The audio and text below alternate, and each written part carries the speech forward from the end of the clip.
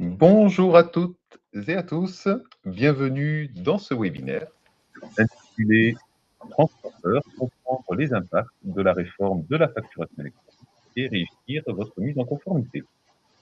On a prévu 45 minutes, 30 minutes de présentation, on va aborder un grand nombre de points et on a prévu également 15 minutes d'échange, c'est-à-dire que vous allez pouvoir poser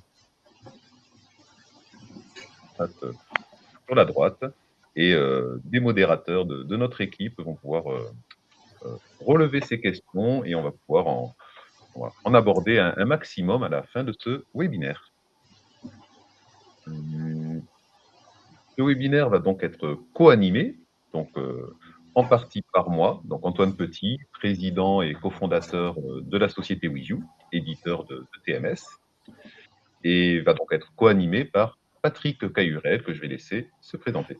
Oui, bonjour à tous. Donc moi, je représente la société Arteva, hein. On est plateforme agréée, immatriculée par l'administration fiscale. J'interviens dans le secteur de la facturation électronique depuis plus de 20 ans et je suis membre de la commission AFNOR sur la facturation électronique. Merci Patrick. Donc, en quelques mots pour présenter WiZiU pour ceux qui ne nous connaissent pas.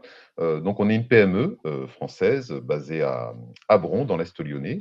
On a cofondé la société avec mon associé Philippe en 2016. On a commencé à 2 personnes et on a donc une croissance continue. Et aujourd'hui, on est 16 personnes.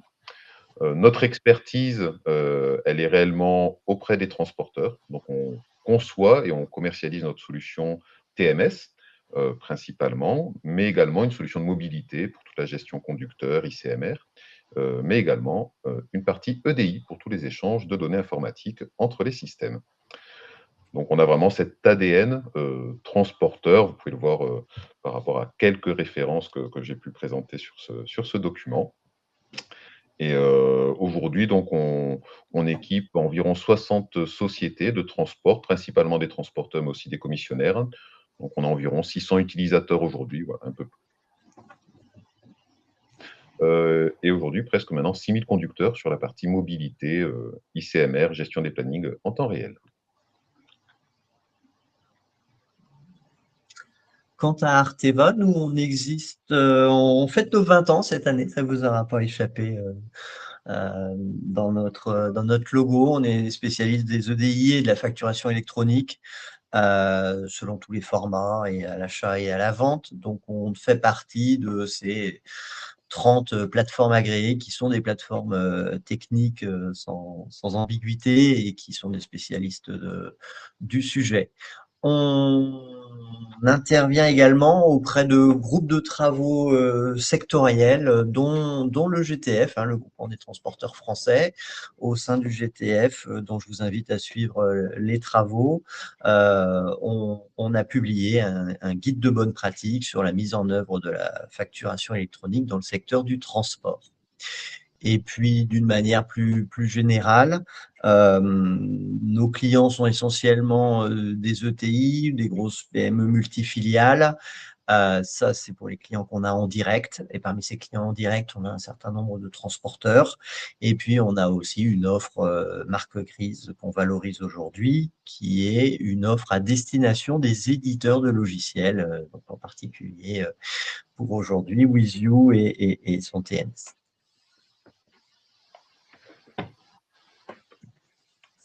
Alors, on va attaquer un petit rappel des échéances. Vous êtes matraqués sur le sujet. Ça fait du bien de l'avoir en perspective parce que ça va arriver très vite, hein. L'obligation pour toutes les entreprises assujetties à la TVA domiciliée en France, d'être en capacité de recevoir des factures au format électronique, hein, donc d'avoir fait le choix d'une plateforme agréée pour réceptionner ces factures d'achat.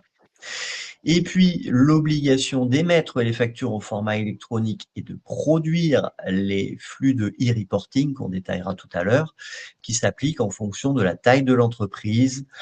1er septembre 2026 pour les grandes entreprises et les ETI et 1er septembre 2027 pour les PME, TPE et micro-entreprises.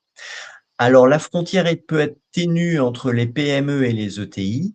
Donc, il faut bien avoir en tête les métriques, hein. À partir du moment où vous avez jusqu'à 249 salariés et que soit votre chiffre d'affaires est inférieur à 50 millions, soit votre total de bilan est inférieur à 43 millions, vous restez dans la catégorie des PME, ce qui est plutôt rassurant parce que la date de démarrage, c'est le 1er septembre 2027. Mais dès lors que l'une de ces deux métriques, nombre de salariés ou soit CA, soit total de bilan, dépasse, les valeurs indiquées et vous basculez en ETI et là, attention, l'obligation d'émettre et de produire les flux de e-reporting, c'est au 1er septembre 2026.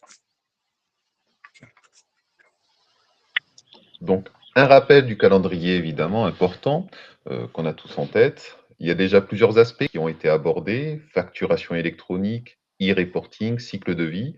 Vous inquiétez pas, on va y arriver. On a prévu, ce qu'il faut pour, expliquer ces aspects-là. On voulait commencer par, un point, qui semble peut-être évident, pour certains, peut-être moins pour d'autres. Qu'est-ce qu'une facture électronique? On entend la réforme de la facturation électronique.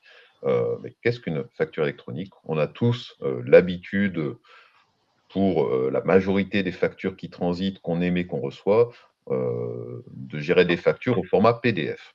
On envoie une facture en PDF ou on la reçoit par mail. Eh bien, une facture électronique, ce n'est plus ça. Une facture Donc en fait, c'est la traduction du contenu d'une facture dans un fichier informatique. Il est illustré, sur la droite. Donc clairement, on parle bien d'un fichier, à destination de systèmes informatiques, pas à destination d'humains, parce que comme vous le voyez, ce n'est pas le plus lisible. Heu, Parce qu'on va y venir évidemment, ces échanges vont passer par des systèmes informatiques, évidemment, plateformes agréées comme Arteva. Donc c'est un des points, si ce n'est le point essentiel de la réforme.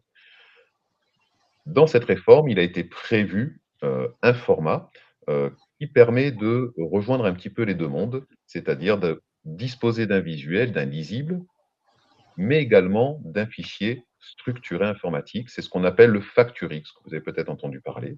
Un FactureX, c'est un PDF qui représente visuellement une facture, l'émetteur en haut à gauche, le client à droite, un tableau, des lignes, un total en petites factures.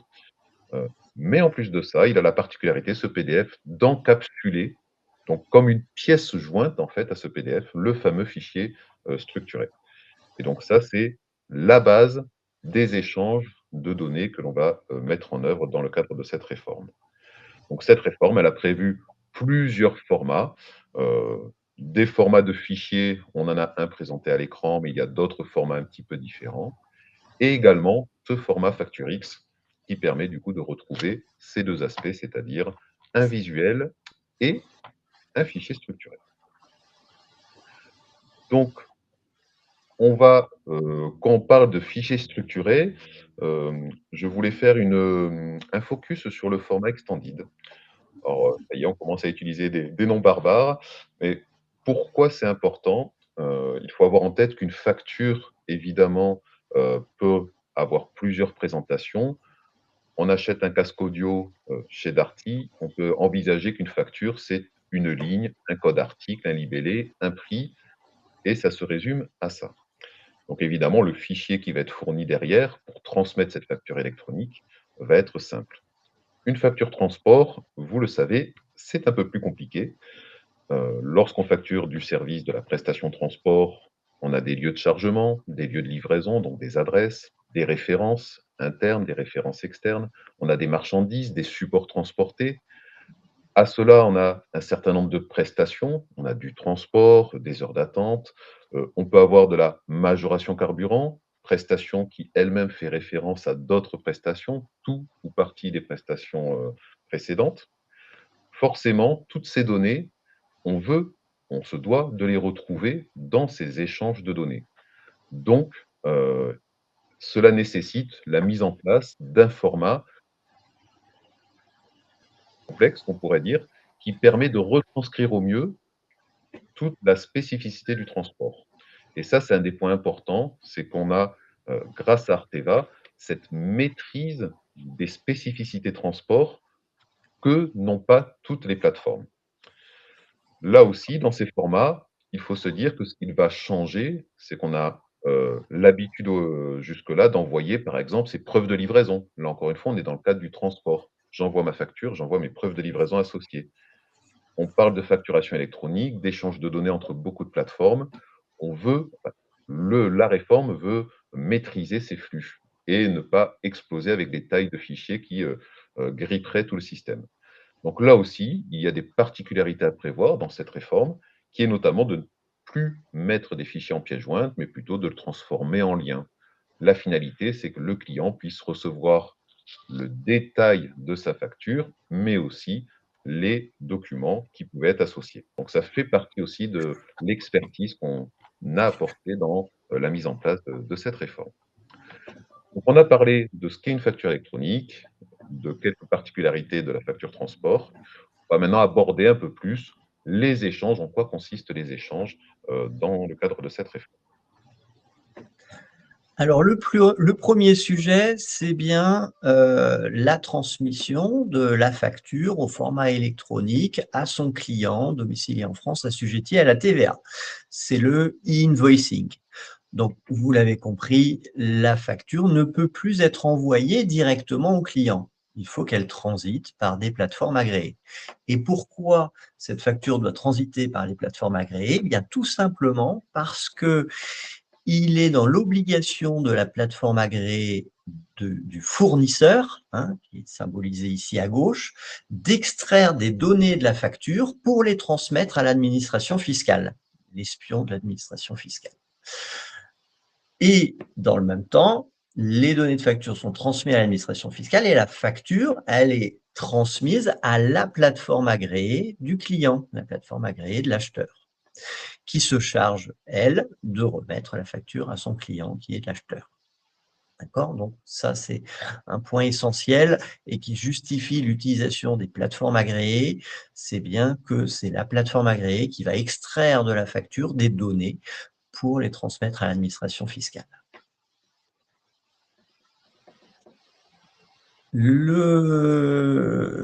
Cet envoi de facture, le e-invoicing, s'accompagne d'un cycle de vie.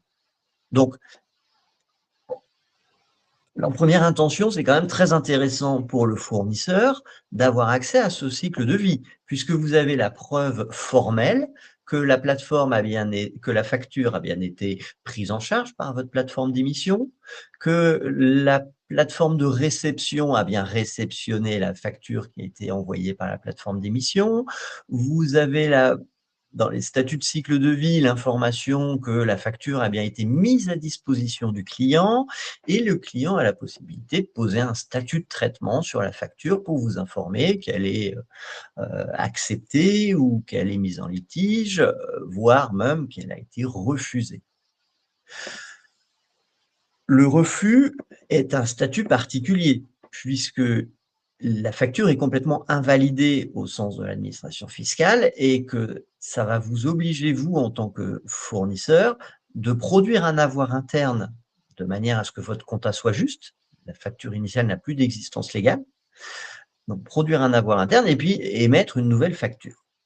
Donc ça, c'est quand même un statut qui nécessite un traitement particulier dans les systèmes, en particulier la capacité de produire un avoir interne. Et puis un autre statut qui peut nécessiter des choses particulières dans les systèmes, c'est le statut de rejet, c'est-à-dire que la plateforme agréée va vérifier que la facture qui lui est confiée est bien conforme à la réglementation, conforme à la norme en termes de structure. Et là, il me semble, Antoine, que vous avez mis en place des choses sur le TMS pour éviter ce statut de rejet. Exactement. Là, on a vraiment, profité justement de l'expertise d'Arteva pour intégrer dans l'outil, heu, un maximum de contrôle pour justement refuser la validation d'une facture dans le TMS avant même de la basculer en définitif pour éviter au maximum, voire, éviter tout court, le moindre rejet d'entrée, mais évidemment de la plateforme d'arrivée, du client. Ça, c'est un point vraiment, vraiment essentiel que vous avez mis en place et qui est vraiment remarquable parce que ça fiabilise la chaîne. Ça, c'est indéniable. Alors, le troisième aspect qu'on examine à présent, puisqu'on a vu l'aspect de e-invoicing, on a vu l'aspect de cycle de vie qui est lié, et il y a un troisième volet de la réforme sur ce e-reporting. Alors, qu'est-ce que c'est que le e-reporting? C'est le fait que vous déclariez à l'administration fiscale toutes les opérations que l'administration fiscale ne voit pas passer sous forme de factures échangées entre les plateformes agréées. On a vu que les factures qui s'échangent entre plateformes agréées, c'est les factures échangées entre assujettis à la TVA domiciliés en France. Mais qu'en est-il de vos ventes à des clients particuliers, de vos ventes à des clients domiciliés en Europe ou en dehors de l'Europe? Et qu'en est-il également de vos achats effectués auprès de fournisseurs domiciliés en Europe? Eh bien, c'est à vous de les déclarer, de déclarer l'ensemble de ces transactions.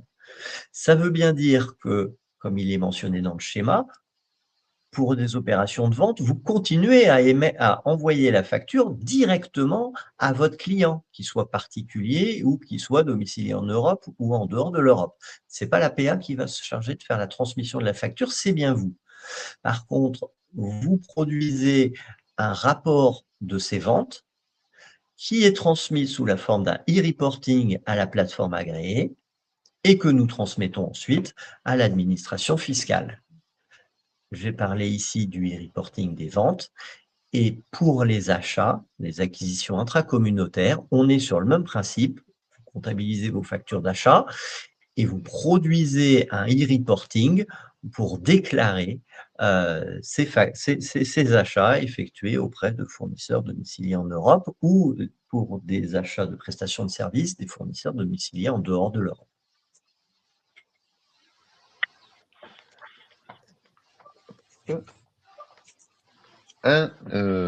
Merci Patrick. Un des aspects importants de plus sur cette réforme, on voit bien qu'il y a des échanges qui se réalisent entre plateformes et donc ces différents messages, il faut bien savoir comment les router, à qui l'envoyer. Un des changements importants de cette réforme, c'est qu'on n'envoie plus, à part pour les particuliers ou hors France, comme on vient de le voir à l'instant, mais les on ne les envoie plus par mail. Donc, on ne les envoie plus à une adresse mail. Par contre, il faut bien envoyer la facture à son client et pour cela, on utilise une notion qui s'appelle l'adresse de facturation électronique. Cette adresse de facturation électronique, c'est vous qui la décidez. C'est-à-dire, une fois que vous avez fait votre choix de votre plateforme agréée de réception de factures, vous définissez vos adresses de réception. Vous allez dire: «Je veux recevoir mes factures d'achat-transport sur cette adresse achat-transport et mes autres achats, par exemple, frais généraux divers, je veux les recevoir sur cette adresse achat divers». Ce que j'ai essayé de représenter sur ce visuel, c'est qu'en fait, ces adresses, elles prennent plusieurs formes, mais notamment, elles peuvent prendre la forme d'un sirène ou d'un sirène avec des mots-clés, ce qu'on appelle des suffixes, pour organiser, orienter les flux. C'est ce travail-là de référencement, évidemment, ce qu'on propose nous dans la mise en place de la plateforme Arteva, on vous accompagne. C'est-à-dire qu'on vous aide à définir ces adresses, à fournir ces adresses de réception auprès d'Arteva qui va les enregistrer dans un annuaire. Et c'est cet annuaire qui permet à tout un chacun et à toutes les plateformes de savoir à qui transmettre la facture. Vous transmettez la facture à votre client, vous allez la déposer auprès de votre plateforme agréée qui, elle, va devoir l'envoyer à la plateforme agréée de votre client. Et donc, c'est cet annuaire global qui centralise les différentes adresses de tout un chacun. C'est un annuaire qui est accessible en ligne sur un portail de l'État, mais au travers aussi des outils que l'on met en place dans les interfaces avec la plateforme Arteva. Aussi le fait de renseigner les adresses de réception de factures de vos clients. Car pour leur transmettre les factures, il faudra bien décider, comme vous l'aviez fait pour les adresses mail, il faudra bien renseigner les adresses de réception de factures de vos clients. De la même façon, vous, pour recevoir les factures de vos fournisseurs, il faudra bien ou leur transmettre, ou en tout cas, ils pourront accéder à votre adresse de réception via cet annuaire. Donc, ces différents aspects que l'on vient de voir, on peut voir qu'il y a beaucoup de sujets. On a parlé d'envoi de réception de factures, de cycle de vie, de la partie e-reporting. On est dans un métier transport qui a ses propres complexités, ses propres sujets. C'est pour ça qu'on a souhaité vraiment choisir en tant que partenaire une plateforme experte de son métier. On est, nous, Easyu, experts de la partie transport et de la digitalisation du transport. On souhaitait absolument et se faire accompagner et proposer un service d'une société qui était experte également dans ses métiers, dans son métier, et notamment la partie facturation électronique.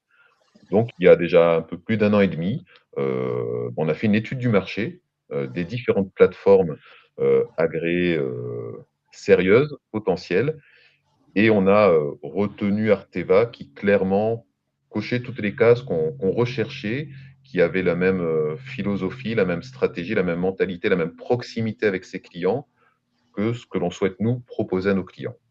Donc c'est pour cela qu'on a créé ce partenariat avec Arteva et qu'on vous propose justement une solution packagée et surtout maîtrisée. Je ne sais pas si Patrick. Oui, oui, bah oui, oui, bah je vais en profiter pour dire deux mots également, parce que c'est vrai que euh, c'est un partenariat qui nous tient particulièrement à cœur chez Arteva, parce qu'on a trouvé chez Wizu. Oui, vous m'entendez? Oui, on a trouvé chez Wizu un partenaire qui avait vraiment envie de monter une solution compatible, plateforme agréée, euh, au bénéfice de ses clients pour leur éviter vraiment les sujets, euh, les choses trappes liées à la réforme de la facturation électronique. Tout ce que vous avez mis en place pour sécuriser les formats produits, tout ce que vous avez mis en place pour la consultation de l'annuaire et fiabiliser la fiche client, euh, les spécificités que vous rencontrez dans le secteur du transport, tous ces points sont vraiment adressés sans angle mort et c'est vraiment un plaisir de travailler comme ça. Merci beaucoup Patrick. On a passé les différents sujets, évidemment, thèmes, flux.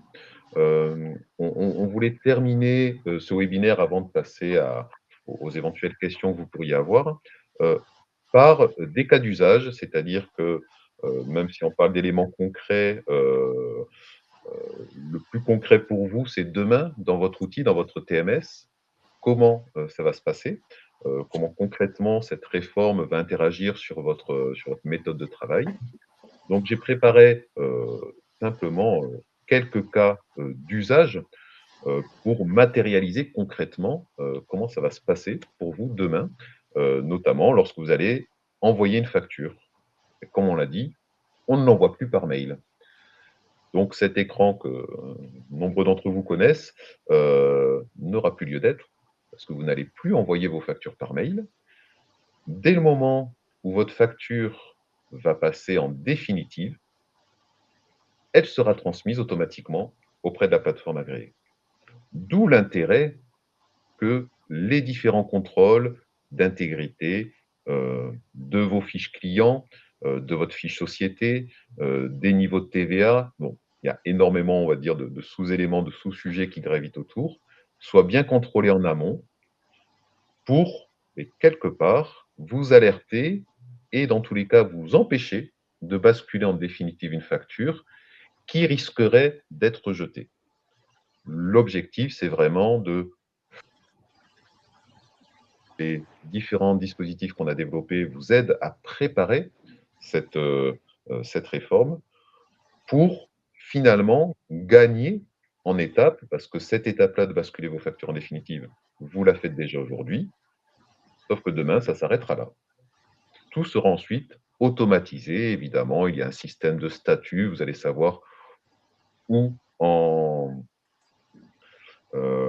où en sont justement vos factures. Donc voilà, on a vraiment prévu en termes d'interface, en termes d'ergonomie, un dispositif qui va voilà, vous permettre vraiment d'entamer et de mettre en œuvre cette réforme de la façon la plus simple et la plus évidente, sans rajouter justement une difficulté en termes d'utilisation. Ça, c'est un premier cas. Un autre sujet de la réforme, c'est donc les cycles de vie. Dans les cycles de vie, Patrick a présenté cette notion-là. Il y a des cycles de vie obligatoires, notamment, par exemple, le cycle de vie, le statut encaissé. Dans le TMS, vous le savez ou pas, il existe plusieurs dispositifs qui permettent de suivre les règlements, de valider les règlements des factures clients. On a un module de gestion des règlements détaillés, on peut importer un fichier Excel avec la liste des factures, et on a même une action très simple qui permet de spécifier ces 3 factures ont été réglées. Là également, on va s'appuyer sur ce que vous faisiez déjà ou ce que vous allez mettre en place pour transmettre le cycle de vie encaissé auprès de la plateforme. Donc, encore une fois, le but, c'est de rajouter un minimum d'actions, voire d'en enlever dans l'outil, pour justement fluidifier cette transmission de messages obligatoire. Et en troisième cas d'usage, qui est peut-être celui qui va apporter le plus dans votre quotidien, c'est la réception de factures. On a mis en place un dispositif qui va permettre d'intégrer les factures de vos sous-traitants transport. Je fais écho à ce qu'on a dit tout à l'heure sur l'annuaire. Si dès le départ, on définit 2 adresses de réception, par exemple, mes factures transport, puis mes factures autres, l'objectif, c'est également de pouvoir aller chercher sur la plateforme agréée les factures transport pour les intégrer dans le TMS. Vous avez déjà provisionné, préparé, réalisé les affrètements sur votre TMS. Et lorsqu'on va recevoir la facture, on va pouvoir pré-pointer vos achats sous-traitance transport automatiquement. La facture sous-traitant va se créer automatiquement dans le TMS et un matching, une correspondance va être réalisée entre les données structurées. Donc là, c'est tout l'intérêt de cette réforme également, c'est que là, on a des données structurées qui vont nous permettre d'aller chercher les prestations transport que vous avez prévues dans votre outil. Et donc là, pour ceux qui font beaucoup d'affrètements, ça va être un gain assez important en termes d'utilisation. Ça va vraiment faciliter et accélérer cette phase de pointage de facture fournisseur qui peut être chronophage selon l'activité de sous-traitance que vous pouvez avoir.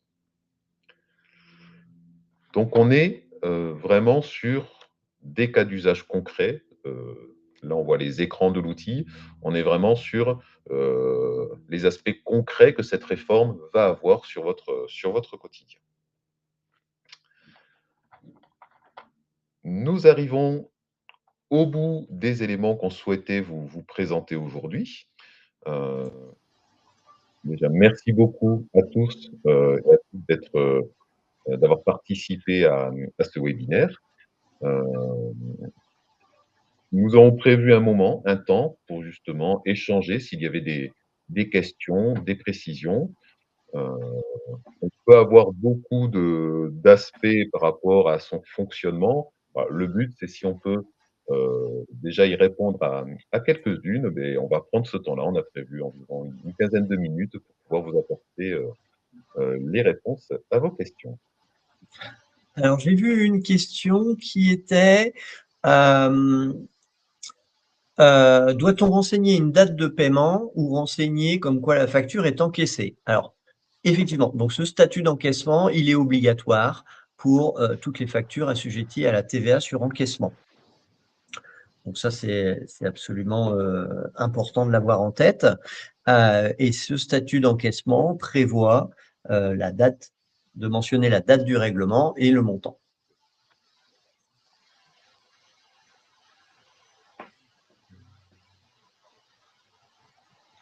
Alors, je vois une question pour la réception de factures de nos sous-traitants. Pouvons-nous avoir deux plateformes de réception? Oui, vous pouvez avoir deux plateformes de réception. C'est tout l'enjeu, notamment, de ces adresses de réception. Vous pouvez déclarer une ou plusieurs adresses de réception auprès d'une plateforme et une ou plusieurs adresses dans une seconde plateforme, une troisième, etc. Donc oui, c'est tout à fait possible et forcément, plus on avance de toute façon dans cette mise en place de la réforme, c'est un scénario qu'on rencontre et qui fait sens d'avoir, heu, pourquoi pas, une plateforme Arteva, par exemple, dédiée sur l'activité transport, et une autre plateforme qui peut être proposée dans le cadre de solutions de facturation de comptabilité, pour tous les autres frais généraux que vous souhaitiez recevoir.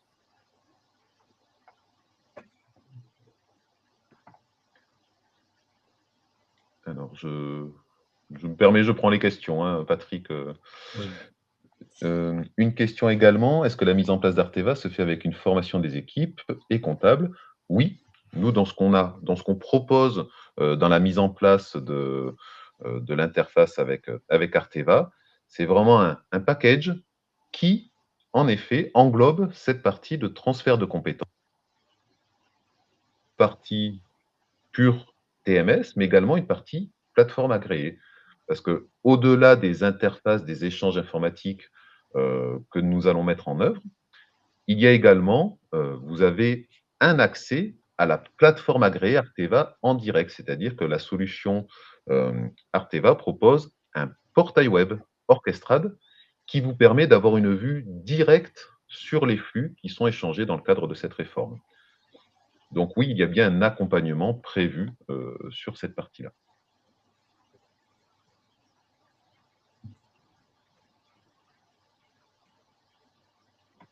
À quelle date s'apprécie l'effectif et le CA pour conditionner le passage? Très bonne question.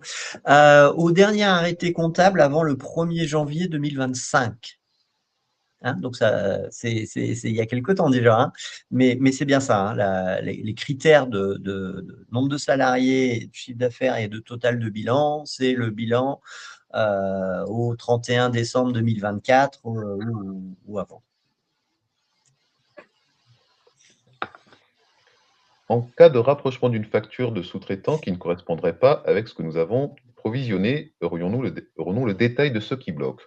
Oui, c'est tout l'enjeu, de cette fonctionnalité qu'on a développée, de matching entre ce que l'on reçoit et ce que vous avez dans l'outil, avec évidemment les contrôles et les alertes sur les écarts.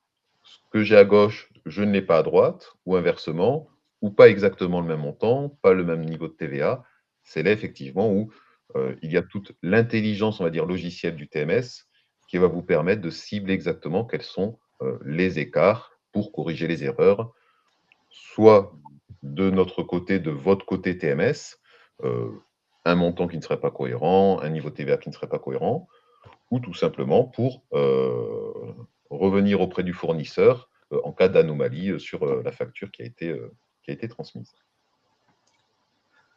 Comment sera paramétré l'annuaire? Ce sont nos clients qui vont nous donner les éléments?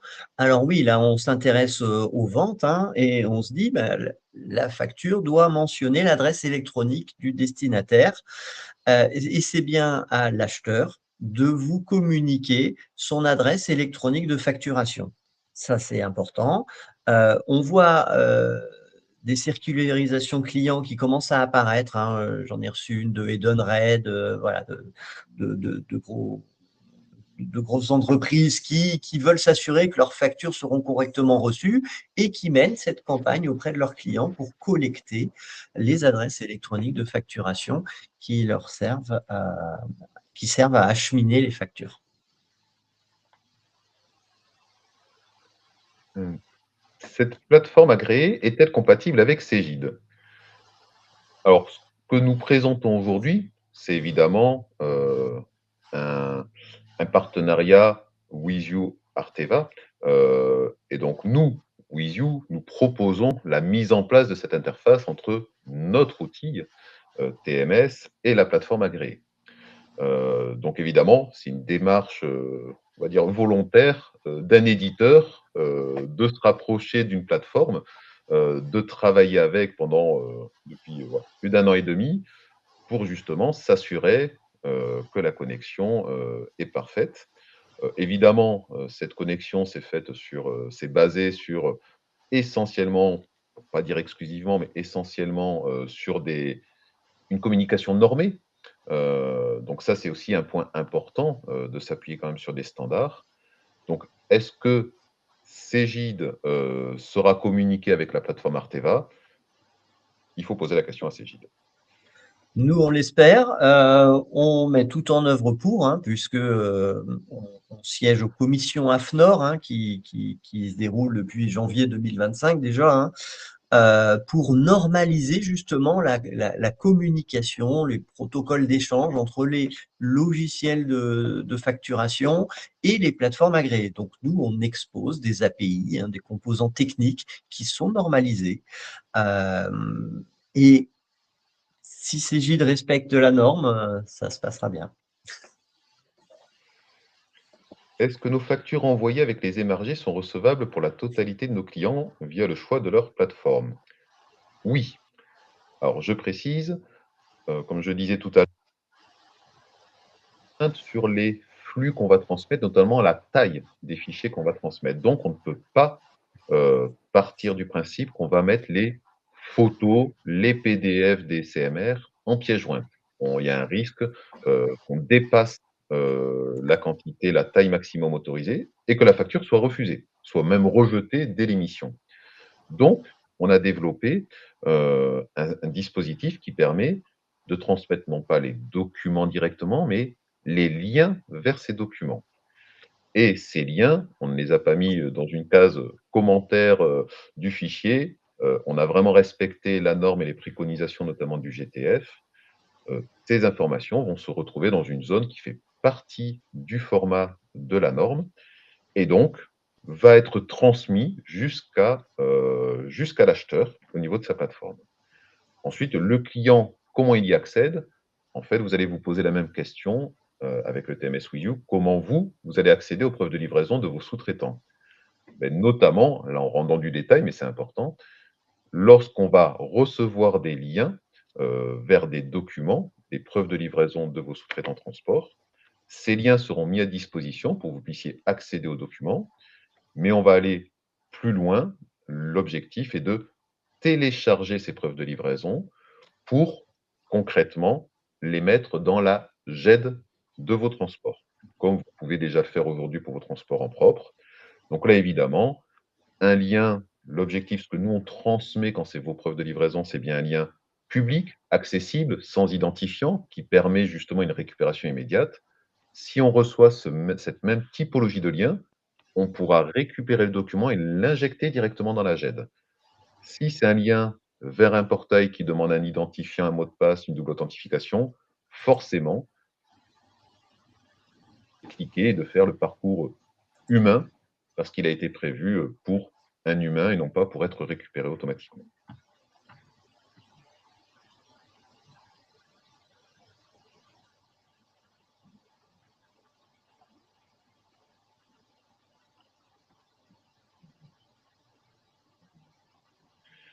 Donc là, il y a eu plusieurs questions sur, combien de temps avant le déploiement doit-on valider et commencer, voilà, le rétro-planning?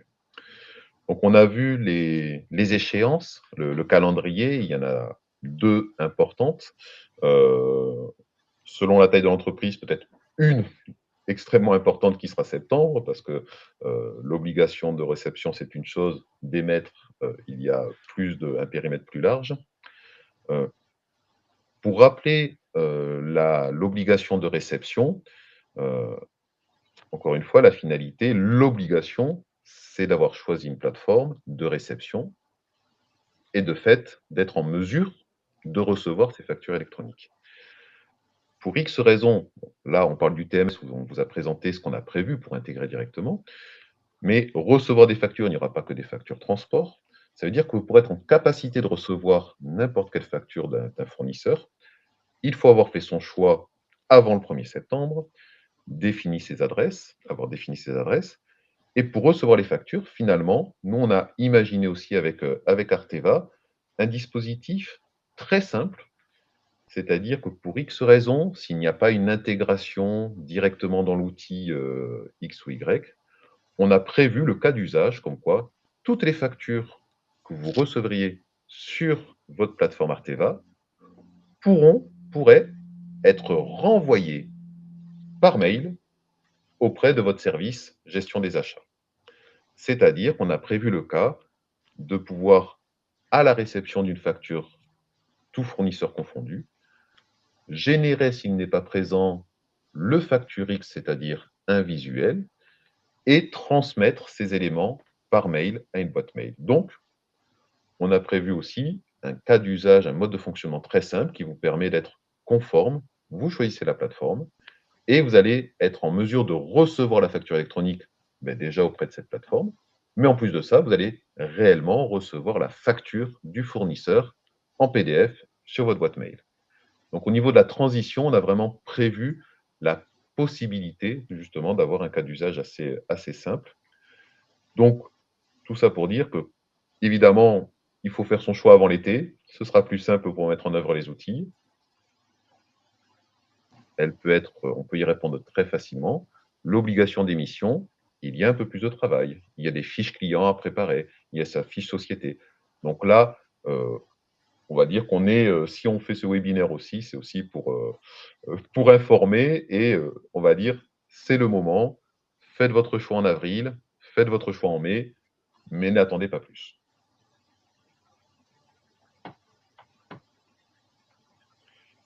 Il nous reste 3 minutes. Est-ce que je parcours un petit peu les faits, les éléments.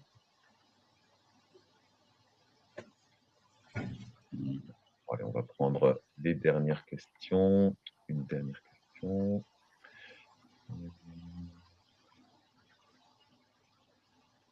Je réponds à deux très vite.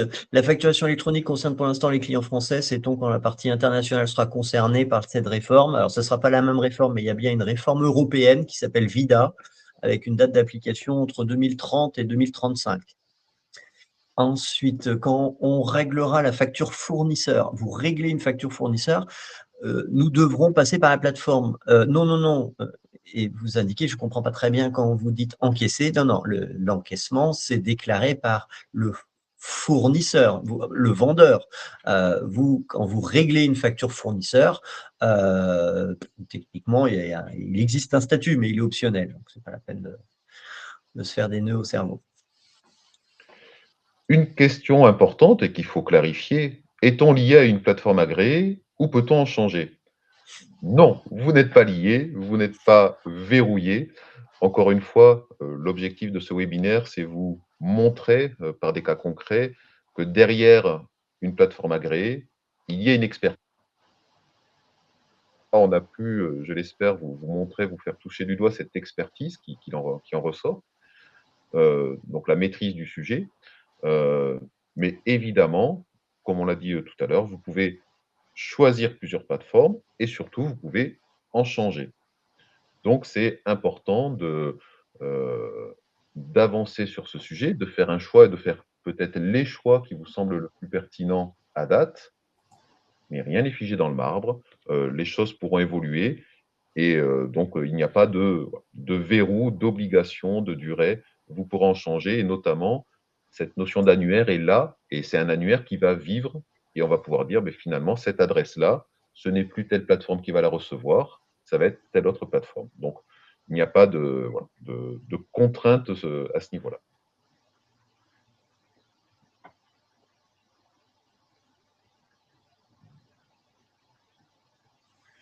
Donc j'ai vu une question, ce sera peut-être la dernière, sauf si tu envoies une autre, Patrick, après coup, sur le fait de beh, si jamais je reçois une facture où j'ai pas toutes les lettres de voiture, est-ce que la facture sera rejetée? En fait, aujourd'hui, faut partir du principe qu'il y a toujours cette relation commerciale entre le client et le fournisseur. Aujourd'hui, vous recevez une facture que vous souhaitez ne pas accepter, vous pouvez aujourd'hui la refuser. Effectivement, la réforme implique un schéma, c'est-à-dire qu'on ne peut pas refuser une facture sur n'importe quelle raison, mais le refus fait partie, d'un message, d'un flux que l'on peut transmettre qui est prévu dans cette réforme. C'est-à-dire, il y a un certain nombre de cas possibles, autorisés, de refus de facture pour lesquels il faut donner aussi des justifications. Il faut savoir que, lorsque vous refusiez une facture d'un fournisseur auparavant, la relation n'était qu'en binôme. Demain, une facture est refusée, il faudra envoyer le message à la plateforme agréée et donc à l'État. Donc là aussi, ça a été un des sujets, longuement, débattus, échangés, lors des différentes commissions. Et je pense qu'il y a toujours des des échanges à ce sujet-là. Heu oui, on peut refuser une facture. Par contre, heu, c'est d'autant plus visible et qui dit refuser une facture, dit refuser de payer une facture, dit que l'État ne va pas récupérer sa TVA. Donc logiquement, voilà, il faut avoir en tête que, ça rend visible et que abus qui pourraient être constatés, en tout cas seront constatables plus facilement demain. Donc c'est un des éléments quand même, importants, sachant qu'encore une fois, il existe aussi la capacité, la possibilité, comme auparavant, d'appeler son fournisseur, de lui envoyer un message en parallèle, de demander un complément d'information. Dans la réforme, il existe aussi des flux où on peut demander des compléments, mais ça reste une réforme pour transmettre la facture. Tout ce qui ne rentre pas dans la case, ça n'enlève pas du tout la communication directe qu'il pourrait y avoir avec un fournisseur, un complément d'information, il me manque une référence, il me manque un BL. C'est quelque chose qui peut tout à fait être réglé, en dehors de, cette partie, de réforme de la facturation électronique. Alors, peut-être une dernière question, Patrick, sur la, périodicité, e-reporting? Oui, périodicité e-reporting, c'est, en fonction hem, de votre statut, de votre statut vis-à-vis de la TVA, si vous êtes à TVA mensuelle ou trimestrielle, mais bon, globalement, vous êtes majoritairement en TVA mensuelle et donc c'est un e-reporting tous les 10 jours, c'est par décade. Le 20 du mois, vous déclarez les opérations du 1er au 10, le 30, vous déclarez les opérations du 10 au 20 et le 10 du mois suivant, les opérations du 20 au dernier jour du mois précédent.